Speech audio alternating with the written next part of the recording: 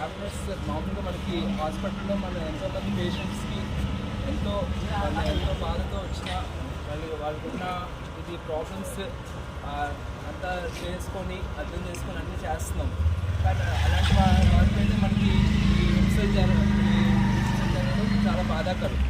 So అలాంటి వాళ్ళని ఏంటంటే కఠినంగా శిక్షించాలని మేము ఒకసారి కోరుకుంటున్నాము. వాటిపైన యాక్షన్స్ తీసుకోవాలని ఫర్దర్ హైయర్ అథారిటీస్ మీద కూడా మేము కృషి చేస్తున్నాం. ఇంకోటి సెక్షన్ 186, 353, 332 ఆ సెక్షన్స్ మీద వాళ్ళ మీద కేసు వేసి కఠినంగా శిక్షించాలని మేము కోరుకుంటున్నాం.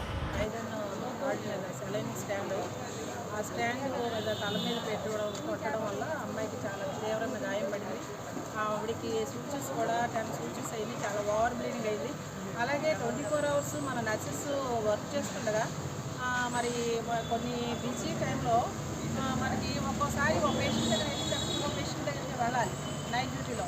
ఆ పేషెంట్ దగ్గర వెళ్ళిలో హీరో కంగారు పడిపోయి మనం ఇలా దారుణంగా మనం ఇలా హింసిస్తుంటే మనం డ్యూటీలు ఇంకా చేయడం చాలా కష్టతరంగా ఉంటుంది. అలాగే మన స్టాఫ్ అయ్యారు ఈరోజు, రేపు పొద్దున డాక్టర్స్ అవుతారు. మన శానిటేషన్ వర్కర్ల మీద అవుతుంది. మన సెక్యూరిటీ మీద కూడా మన మధ్యలో మన సెక్యూరిటీ మీద కూడా ఇలా దాడి జరిగింది. ఆ సెలైన్ స్టాండ్ తాగేసి వచ్చి అతను కొట్టడం వల్ల అతనికి కూడా సూచన పడింది.